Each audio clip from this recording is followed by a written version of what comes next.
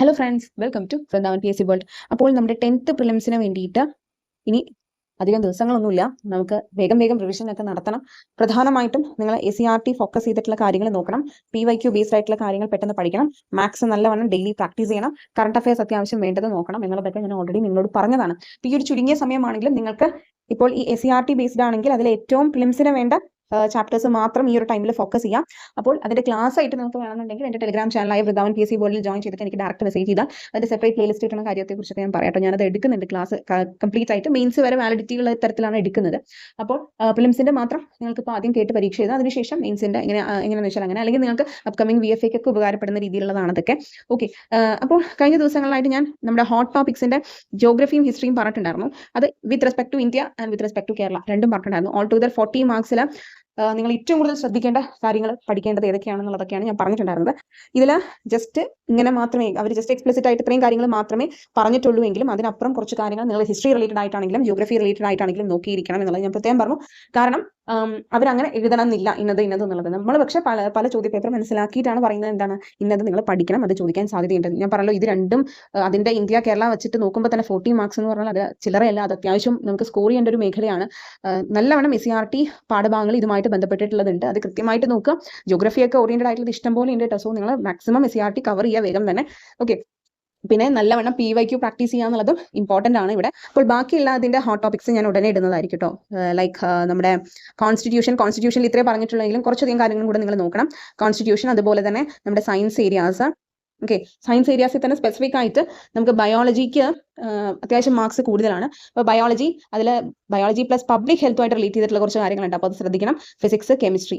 അപ്പോൾ ഇത്രയും കാര്യങ്ങൾ ഉടനെ തന്നെ ഞാൻ ഇടുന്നതായിരിക്കും ഹോട്ട് ടോപ്പിക്സിന്റെ കാര്യം. പിന്നെ ഇന്ന് ഞാൻ കാണിക്കാൻ പോകുന്നത് നമ്മുടെ കറണ്ട് അഫയേഴ്സ് ഓറിയന്റഡ് ആയിട്ട് ഇവിടെ ജസ്റ്റ് 10 മാർക്സ് സമകാലീന സംഭവങ്ങൾ എന്നുള്ള രീതിയിൽ എടുക്കുക. കുറച്ച് കാര്യങ്ങൾ പറഞ്ഞിട്ടുണ്ടല്ലോ, ലൈക്ക് ശാസ്ത്ര സാങ്കേതിക മേഖല, കലാ സാംസ്കാരിക മേഖല എന്നുള്ളതൊക്കെ വെച്ചിട്ട്. അപ്പോൾ ഇതിൽ കറണ്ട് അഫയർ ഓറിയന്റഡ് ആയിട്ടുള്ള ഈ സാഹിത്യ മേഖലയിൽ നിങ്ങൾ കുറച്ച് ശ്രദ്ധിക്കേണ്ട കാര്യങ്ങൾ ഞാനത് കാണിച്ചു തരാം. ഈ സാഹിത്യ മേഖലയിൽ നിന്ന് നമ്മൾ കറണ്ട് അഫയറിനോടൊപ്പം തന്നെ കുറച്ച് ഹിസ്റ്റോറിക്കൽ പെർസ്പെക്റ്റീവിൽ നിന്നുകൊണ്ട് കുറച്ച് കാര്യങ്ങൾ പഠിക്കണം. കാരണം ചില സമയത്ത് അവർ അങ്ങനത്തെ സ്റ്റേറ്റ്മെന്റുകൾ ഇറക്കാറുണ്ട്. ഓക്കെ, കറണ്ട് അഫയർ ഓറിയന്റഡ് ആയിട്ടും വരും അതിൽ.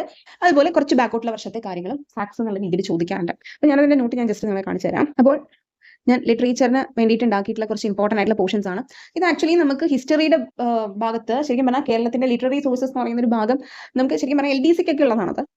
10th പ്രിലിമിനറി എന്ന് പറയുന്നതിൽ നിങ്ങളത് കാണില്ല. പക്ഷേ അതിൽ നിന്നുള്ള പല കാര്യങ്ങളും ടെക്സ്റ്റിൽ ACRT ടെക്സ്റ്റിൽ പല സ്ഥലത്തും മെൻഷൻ ചെയ്യുന്നതുകൊണ്ട് ചോദിക്കാൻ സാധ്യതയുണ്ട്. അപ്പോൾ ലിറ്ററേച്ചർ എന്ന് പറയുന്നത് നമ്മുടെ ആർട്ട് സ്പോർട്സ് ലിറ്ററേച്ചറിന്റെ ഭാഗത്ത് നിന്നുള്ള കുറച്ച് കാര്യങ്ങളും നമ്മുടെ കേരളത്തിന്റെ ഹിസ്റ്റോറിക്കൽ പെർസ്പെക്റ്റീവിൽ നിന്നിട്ടുള്ള കുറച്ച് കാര്യങ്ങളും ഇതിൽ നോട്ടായിട്ട് ഞാൻ സെറ്റ് ചെയ്തിട്ടുണ്ട്. ഇത് ആക്ച്വലി വേറൊരു എക്സാമിന് വേണ്ടി പ്രിപ്പയർ ചെയ്തതാണ്. ഓക്കെ, പക്ഷേ നിങ്ങൾക്ക് ഇത് തീർച്ചയായിട്ടും ഹെൽപ്ഫുൾ ആകുമെന്ന് എനിക്ക് മനസ്സിലായതുകൊണ്ടാണ് കേട്ടോ ഞാനത് കാണിക്കുന്നത്. നമ്മൾ കുറച്ച് തൂലികാനാമങ്ങളൊക്കെ ഇവിടെ കൊടുക്കുന്നുണ്ട്. കാരണം എന്താണെന്ന് വെച്ച് കഴിഞ്ഞാൽ ഏറ്റവും പ്രധാനപ്പെട്ട ചോദിക്കാൻ സാധ്യതയുള്ളത്, അതുപോലെ തന്നെ അപരനാമങ്ങളും പിന്നെ മലയാള പത്രങ്ങളും മാസികകളും വളരെ ഇമ്പോർട്ടന്റ് ആണ്. കാരണം അത് ചോദിക്കാൻ വളരെയധികം സാധ്യതയുള്ളതാണ്. അതുപോലെ കേരള ചരിത്രത്തിന്റെ സാഹിത്യ സ്രോതസ്സുകൾ എന്ന് പറഞ്ഞിട്ട് കുറച്ച് കാര്യങ്ങൾ, കുറച്ച് അഡീഷണൽ ഫാക്ട്സ് ഞാനിവിടെ എഴുതി തയ്യാറാക്കിയിട്ടുണ്ട്. കാരണം ഇത് പല ചോദ്യപേപ്പറുകളിലായിട്ട് റിപ്പീറ്റ് ചെയ്ത് ചോദിച്ചു കണ്ടിട്ടുണ്ട് കേട്ടോ. അതുപോലെ തന്നെ ചില ബേസിക് ഫാക്ട്സും പിന്നെ നമുക്ക് വേണ്ട literary awards like Odakkuzhal award, Harivarasanam പുരസ്കാരം, ജ്ഞാനപീഠം, മാതൃഭൂമി, കേന്ദ്ര സാഹിത്യം, ഇതൊക്കെ ഒന്ന് ഓൾ ടുഗദർ നിങ്ങൾ ഒരു 23 തൊട്ട് അങ്ങോട്ട് എന്താണ് ഇത്രയും വരെ ഉള്ള വർഷങ്ങളുടെ നിങ്ങൾ നോക്കണം. ഓക്കെ, ഒരു 23, 24, 25 അങ്ങനെയുള്ളതാണെങ്കിൽ അങ്ങനെ, അല്ലെങ്കിൽ 24, 25, 26 വരെയുള്ളതൊക്കെ കൃത്യമായിട്ട് എണ്ണം അടക്കം വെച്ചിട്ടുള്ളതൊന്നും എഴുതിയിട്ടുണ്ട്. ഇത് ജസ്റ്റ് നിങ്ങൾക്ക് റിവൈസ് ചെയ്യണം. ഓക്കെ, അപ്പോൾ ഇതുപോലെ നിങ്ങൾക്ക് ഇപ്പോൾ ഇത് ലിറ്ററേച്ചറിൻ്റെയാണ് ഞാൻ തന്നത്. കുറച്ച് current affair plus historical പെർസ്പെക്റ്റീവിൽ നിന്നിട്ടുള്ള കാര്യങ്ങളാണിത്.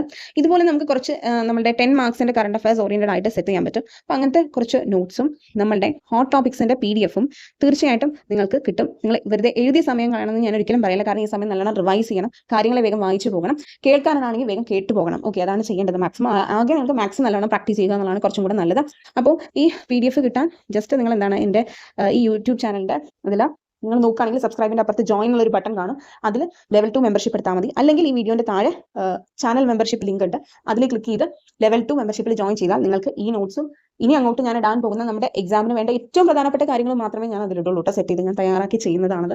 Okay, അപ്പോൾ അതിലൂടെ ആയിരിക്കും ഞാൻ ഇടുക. ഇപ്പോൾ നിങ്ങൾക്ക് ഹോട്ട് ടോപ്പിക്സ് എന്ന് പറഞ്ഞ് ഞാൻ പറഞ്ഞല്ലോ കുറച്ച് കാര്യങ്ങൾ കാണിച്ചു തന്നു, ഹിസ്റ്ററിയുടെയും ജോഗ്രഫിയുടെയും. നിങ്ങൾ അത് തന്നെ സ്പെസിഫിക് ആയിട്ട് നോക്കണം. നമ്മുടെ സിലബസിൽ അതങ്ങനെ ഡയറക്റ്റ് പറയുന്നില്ല. അപ്പോൾ തീർച്ചയായിട്ടും നിങ്ങളത് പഠിച്ചാൽ മാത്രമേ നിങ്ങൾക്ക് അതിൽ നിന്ന് വരുന്നത് എന്താണെന്ന് മനസ്സിലാവുകയുള്ളൂ. ഓക്കെ, പിന്നെ ഇനി ഇടാൻ പോകുന്ന സയൻസ് ആണെങ്കിലും കോൺസ്റ്റിറ്റ്യൂഷൻ ആണെങ്കിലും ഇതൊക്കെ ചോദിക്കുന്ന ഏരിയാസ് ആണ്. നിങ്ങൾ കൂടുതൽ ഫോക്കസ് ചെയ്യേണ്ടത് വെച്ചിട്ടാണ് ഞാൻ ഹോട്ട് ടോപ്പിക്സ് സെറ്റ് ചെയ്തിടുന്നത്. അതുപോലെ തന്നെ ഇപ്പോൾ കാണിച്ച ഈ നോട്ട്സും ഇനി അങ്ങോട്ട് കുറച്ച് ഇമ്പോർട്ടന്റ് ആയിട്ട് നമ്മുടെ എക്സാമിന് വേണ്ട ക്വിക്ക് റീക്യാപ്പ് എന്നുള്ള നോട്ട്സും അതിൽ അയക്കി വിടുക. ഓക്കെ, അപ്പോൾ എത്രയും പെട്ടെന്ന് താല്പര്യമുള്ളവർ ജോയിൻ ചെയ്യുക. അതിലൂടെ ഇടുന്ന നോട്ട്സ് നിങ്ങൾക്ക് ആക്സസ് ചെയ്യാൻ പറ്റും. ഇത് പ്രിലിംസിന് വേണ്ടി മാത്രമല്ല കേട്ടോ, മെയിൻസിന് വേണ്ടിയിട്ടും കൂടിയാണ് ഞാൻ ചെയ്യുന്നത്. കാൽക്കുലേറ്റ് ചെയ്ത് ചെയ്തിട്ടുള്ളത്. നിങ്ങൾക്ക് എപ്പോൾ വേണമെങ്കിലും ഈ മെമ്പർഷിപ്പ് എന്ത് ചെയ്യാം, ഇപ്പോൾ ജോയിൻ ആയി നിങ്ങൾ ഇത് ആക്സസ് ചെയ്താൽ നിങ്ങൾക്ക് എപ്പോഴാണ് വേണ്ടാന്ന് തോന്നിക്കഴിഞ്ഞാൽ അപ്പോൾ ഇത് ക്യാൻസൽ ചെയ്യുകയും ചെയ്യാം. അതാണ് അതിന്റെ ഫോർമാറ്റ്. ഓക്കെ, പിന്നെ 2021 മുതൽ 25 വരെയുള്ള കംപ്ലീറ്റ് PYQ നിങ്ങൾ തീർച്ചയായിട്ടും പ്രാക്ടീസ് ചെയ്യണം. ഇത് നിങ്ങൾക്ക് ഒരു certain % of repeated questions answer ചെയ്യാൻ നിങ്ങൾക്ക് വളരെയധികം ഹെൽപ്ഫുൾ ആകുന്ന ഒന്നാണ്. നമ്മൾ വിചാരിക്കുന്ന പോലെയല്ല ഈ പ്രിലിമിനറി പല പരീക്ഷകൾക്ക് ചോദിച്ചിട്ടുള്ളതെന്ന് നിങ്ങൾക്ക് മനസ്സിലാവും. അത്യാവശ്യം കട്ടിയുള്ള സ്റ്റേറ്റ്മെന്റ് ക്വസ്റ്റ്യൻസ് ഒക്കെ നമുക്ക് പല മേഖലയിൽ നിന്നും വന്നതായിട്ടും കാണാൻ സാധിക്കും കേട്ടോ.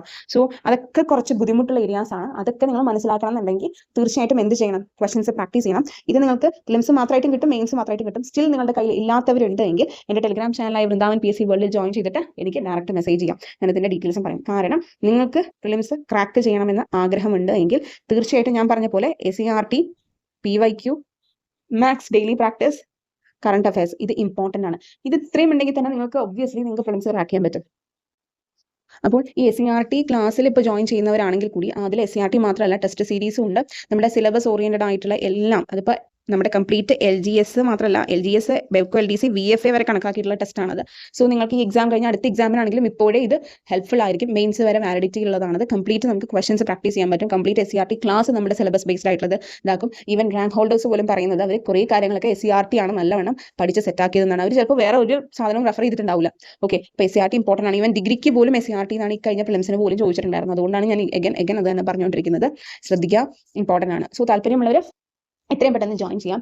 അപ്പോൾ കുറേയധികം കുട്ടികൾ ക്ലാസ് കേൾക്കുന്നുണ്ട്, അവർക്കത് ഹെൽപ്ഫുൾ ആകുന്നുണ്ടെന്ന് എനിക്ക് ഉറപ്പുണ്ട്. കാരണം എന്താണെന്ന് വെച്ച് കഴിഞ്ഞാൽ അത്രയും എഫേർട്ട് എടുത്ത് എക്സ്ട്രാ ഫാക്ട്സും കറണ്ട് അഫെയർ ഓറിയന്റഡ് ആയിട്ടുള്ള കാര്യങ്ങളും PYQ ഓറിയന്റഡ് ആയിട്ടുള്ള കാര്യങ്ങളൊക്കെ പറഞ്ഞിട്ടാണ് ഞാൻ ക്ലാസ് എടുക്കുന്നത്.